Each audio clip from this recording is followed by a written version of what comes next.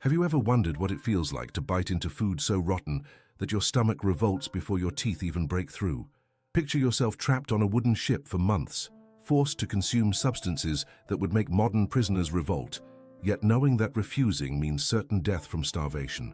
Today, we'll uncover the horrifying reality of colonial maritime nutrition and discover why sailors preferred risking their lives in battle rather than facing another meal below deck.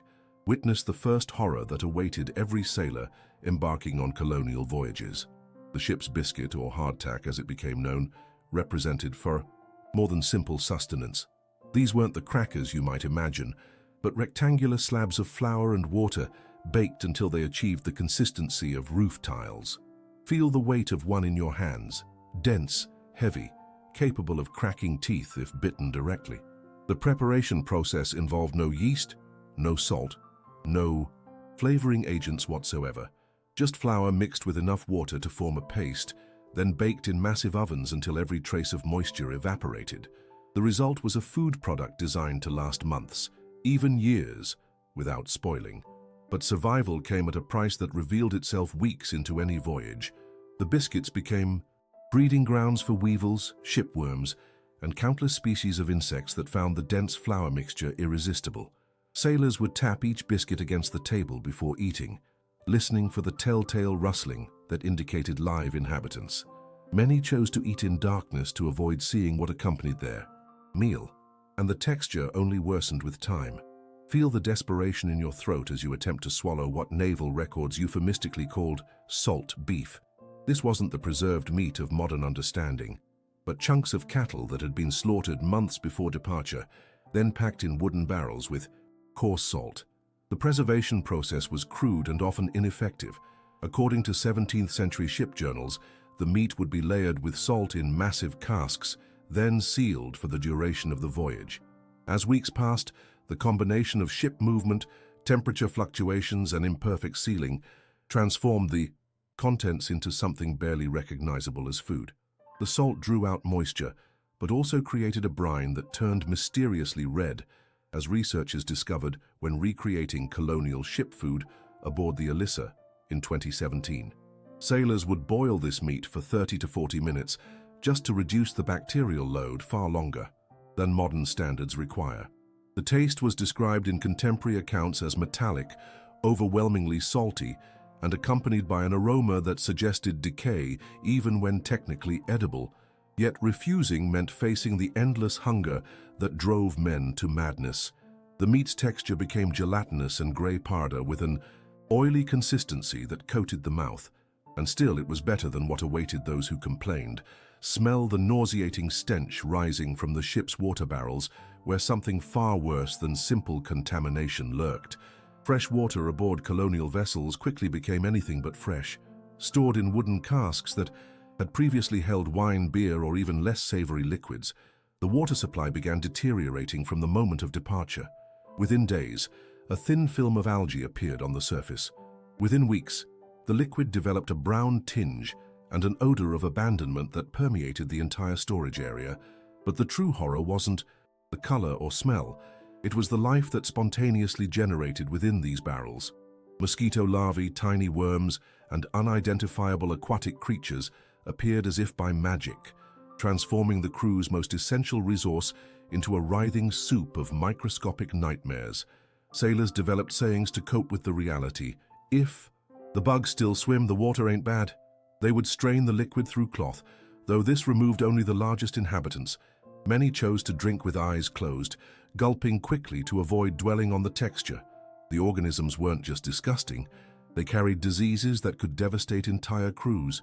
Dysentery, typhus, and mysterious fevers spread through ships, often traced back to contaminated water supplies. Yet the alternative was death by dehydration, and she only gets worse. Observe the grey mass that ship cooks optimistically labeled burgoo, though it bore no resemblance to any food prepared on land. This concoction represented desperation disguised as cuisine, a mixture of whatever remained edible combined with whatever might become edible through prolonged cooking. The base typically consisted of hardtack crumbs, the remnants of salt meat, and any vegetables that hadn't completely rotted. Ship cooks would add oatmeal if available, creating a thick paste that could be spooned rather than chewed. The cooking process involved hours of boiling in large cauldrons, using seawater when fresh water was too precious to spare for cooking. The result was a porridge-like substance with an indeterminate flavor profile, sometimes salty, sometimes bitter, occasionally sweet if fruit preserves had been added. But the consistency was universally described as gelatinous, with chunks of unidentifiable matter suspended throughout. Sailors nicknamed it skilligalee or lobscouse, depending on regional preferences, but the substance remained equally unappetizing regardless of nomenclature. The choice grey-powder coloration came from the mixture of ingredients, creating a visual that suggested concrete more than food. Contemporary accounts describe the smell as reminiscent of wet wool mixed with decay, and the temperature was crucial. Hot burgoo was merely unpleasant, but cold burgoo became nearly impossible to consume. Imagine discovering that your weekly protein source consists of creatures that most landlubbers would pay to have exterminated. Ship rats represented both problem and solution aboard colonial vessels, a contradiction that spoke to the desperate nature of maritime survival. These weren't the sleek laboratory rats of modern times, but diseased, aggressive rodents that thrived in the ship's dark corners, feeding on cargo and waste. As official food supplies dwindled, crew members began viewing the rat population as emergency provisions rather than pests. The hunting process was gruesome and dangerous. Rats were trapped using crude snares, clubbed with whatever implements were available, or caught by hand in midnight raids on the storage areas. The preparation was equally primitive. Rats were skinned with pocket knives, gutted hastily, then roasted over whatever flame could be safely maintained on deck.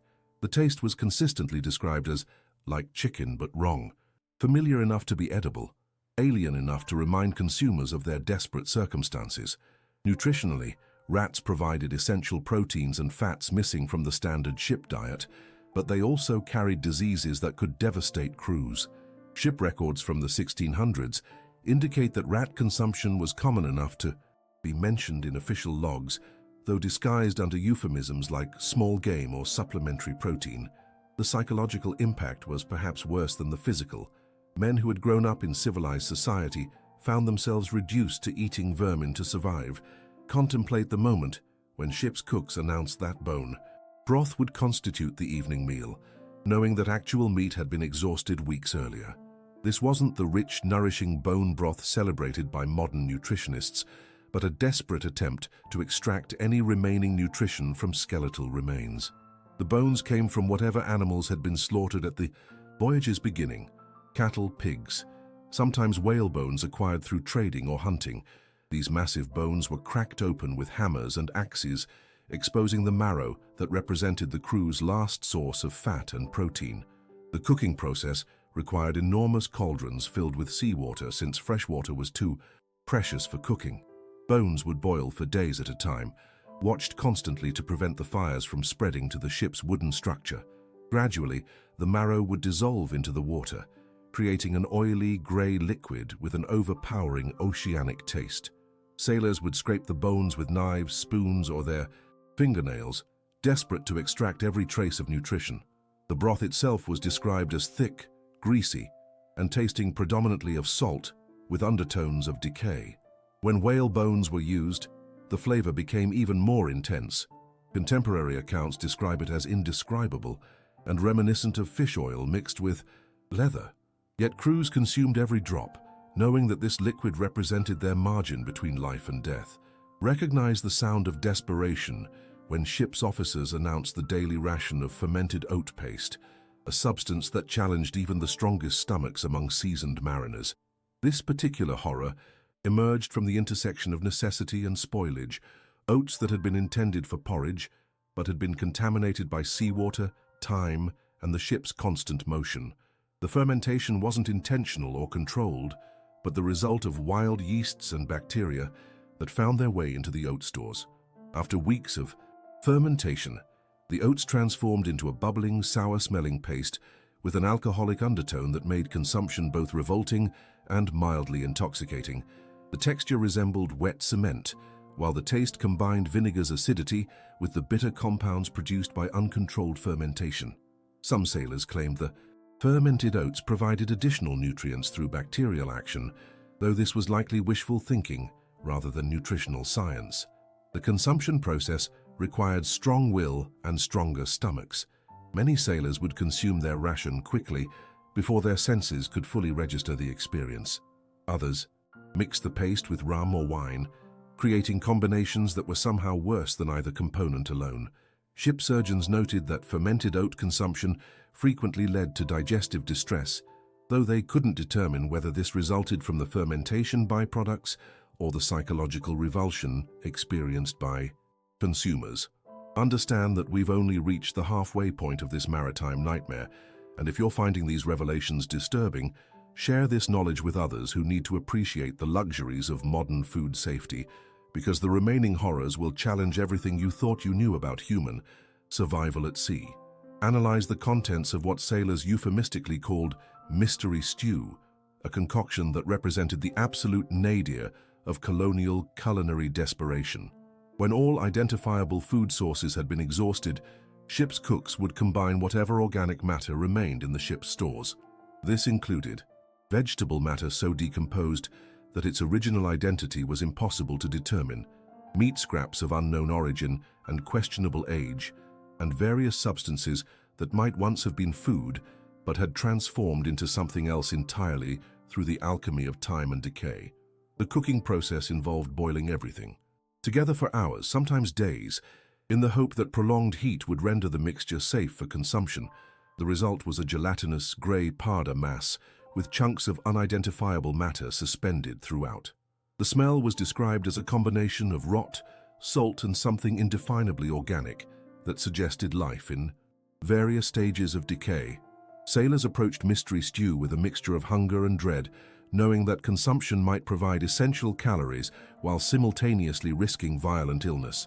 The psychological impact was as significant as the nutritional. Eating mystery stew represented a complete surrender of civilized standards, acknowledgement that survival had reduced grown men to consuming substances that would horrify any land dweller. Yet the alternative was starvation, and starvation was certain death. So they ate, closed their eyes, and prayed for land. Perceive the moment when even water became a poisonous necessity. As Colonial, sailors faced the ultimate survival paradox, dying of thirst while surrounded by an ocean of undrinkable liquid. As freshwater supplies reached critical levels, crew members were forced to consume increasingly contaminated water that had been stored for months in wooden barrels. But the true horror wasn't just contamination, it was active poisoning from the storage containers themselves. Many barrels had previously held wine, rum, or industrial chemicals, and the wood had absorbed these substances over years of use. When filled with water, these barrels would slowly leach their absorbed contents into the liquid, creating solutions that were toxic in ways the sailors couldn't understand. Lead-lined containers used to prevent leakage gradually poisoned drinkers with heavy metals that accumulated in their systems over weeks of consumption. The symptoms were gradual but devastating: weakness, confusion, violent stomach pains, and eventually neurological damage that could mimic madness. Sailors began experiencing hallucinations, violent outbursts, and cognitive deterioration that ship officers attributed to sea fever or divine punishment. The irony was cruel. The water that kept them alive was simultaneously killing them, but so slowly that they couldn't make the connection between consumption and symptoms. Many crews lost more men to water poisoning than to combat starvation or accidents combined. Yet they continued drinking because the alternative was immediate death from dehydration. The choice between slow poisoning and rapid dehydration became the defining moral challenge of every extended voyage. Recollect the testimonies of survivors who described the horror of consuming rancid whale oil, a substance that represented the absolute bottom of the maritime food chain. When whales were killed for their oil, the valuable portions were carefully extracted and stored for eventual sale. But the remaining organic matter, bits of blubber, internal organs, and various whale tissues, were sometimes kept as emergency food supplies. These materials were stored in barrels where they gradually decomposed, creating an oily, putrid substance that sailors were eventually forced to consume. The taste was universally described as indescribable, a combination of rancid fat, seawater, and organic decay that triggered immediate nausea in most consumers. The texture was even worse, thick, oily, with chunks of unidentifiable matter that required chewing despite their softness. Contemporary accounts describe sailors vomiting immediately after consumption, only to be forced to try again as starvation overcame revulsion. The nutritional value was questionable at best. While the fat content provided calories, the decomposition had likely destroyed most vitamins and created toxic compounds that caused more harm than good. Ship surgeons noted that whale oil consumption frequently led to severe digestive problems, fever and what they called oil sickness, a condition characterized by yellowing skin, violent cramps and delirium. Yet when faced with certain starvation, even this revolting substance became precious. Sailors would mix it with hardtack crumbs or fermented oats, creating combinations that somehow managed to be worse than any individual component. Scrutinize the ship's final emergency rations, consisting of leather, rope, and wood that had been boiled until they achieved a consistency that could theoretically be consumed. When all organic food sources had been exhausted, sailors turned to materials that weren't technically food, but might provide some nutritional value through desperate preparation. Leather items, belts, shoes, scabbards, were cut into strips and boiled for days until they became soft enough to chew. The leather had been tanned with various chemicals that made consumption dangerous, but starvation overrode safety concerns. Rope, particularly hemp rope, was unraveled and boiled in the hope that the plant fibers might provide some nutritional value. The result was a stringy, bitter substance that was nearly impossible to digest, but provided the psychological comfort of having something to chew. Even wood was occasionally consumed. Softwoods were shaved into thin strips and boiled until they became pulpy. While wood provided no nutritional value, the process of consuming it gave starving men something to do with their mouths and hands. Ship records indicate that leather consumption sometimes provided minimal protein, though the tanning chemicals frequently caused poisoning symptoms. The psychological impact was devastating. Men who had once lived civilized lives found themselves gnawing on shoe leather like wild animals. Yet even these substances became precious in the final stages of starvation, carefully rationed and prepared with as much care as any formal meal. The smell of boiling leather became associated with desperation and approaching death. Confront the ultimate horror that awaited those who survived long enough to witness their shipmates' descent into the unthinkable, cannibalism born not of choice, but of biological imperative. Historical records, though carefully sanitized in official accounts, contain subtle references to the consumption of human flesh aboard ships where all other food sources had been exhausted. This wasn't the romanticized cannibalism of fictional pirates, but the desperate act of men whose bodies were consuming themselves from within. The process typically began with those who had already died from starvation, disease, or accidents. Survivors would rationalize that using this resource was preferable to letting it decompose while they starved. The preparation was crude and horrifying. Bodies were butchered with whatever tools were available, cooked over small fires that had to be carefully maintained to avoid setting the ship ablaze. Contemporary accounts, heavily censored but still revealing, describe the psychological trauma experienced by survivors. Many never recovered mentally from crossing this ultimate boundary of civilized behavior. The taste and texture were described in coded language that suggested familiarity with other meats, but with fundamental differences that marked the experience as uniquely horrible. Ship officers faced impossible moral calculations: forbid the practice and watch the entire crew die of starvation, or allow it and carry the psychological burden forever. Most chose a middle ground, unofficially tolerating what they couldn't officially sanction. The survivors who eventually reached land carried secrets that they took to their graves, understanding that civilized society could never accept what they had done to survive. And she only gets worse as the final revelation approaches. Evaluate the poisonous fish that represented both salvation and potential death. Sentence: as desperate sailors consumed marine life without any understanding of oceanic toxins. When ships became becalmed or supplies ran completely out, crews would attempt to fish from the ship's sides using improvised equipment. But ocean fish carry toxins, parasites, and diseases that land dwellers had never encountered. Many tropical fish species contain natural poisons that cause paralysis, hallucinations, or death within hours of consumption. Sailors had no way to distinguish between safe and dangerous species, so they consumed whatever they could catch. The results were frequently catastrophic. Entire crews would be incapacitated by fish, poisoning, leaving ships adrift with no one capable of navigation. The symptoms included violent vomiting, paralysis, seizures, and death that could occur within minutes of consumption.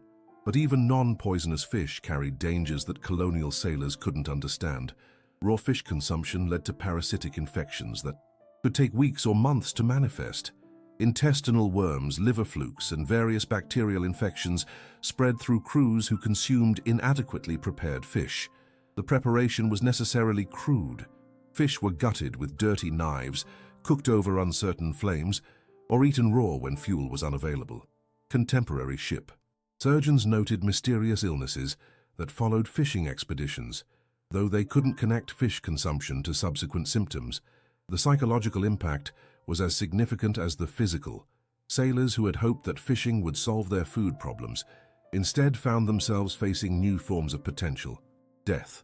Yet hunger drove them to continue consuming dangerous marine life, playing biological roulette with every meal.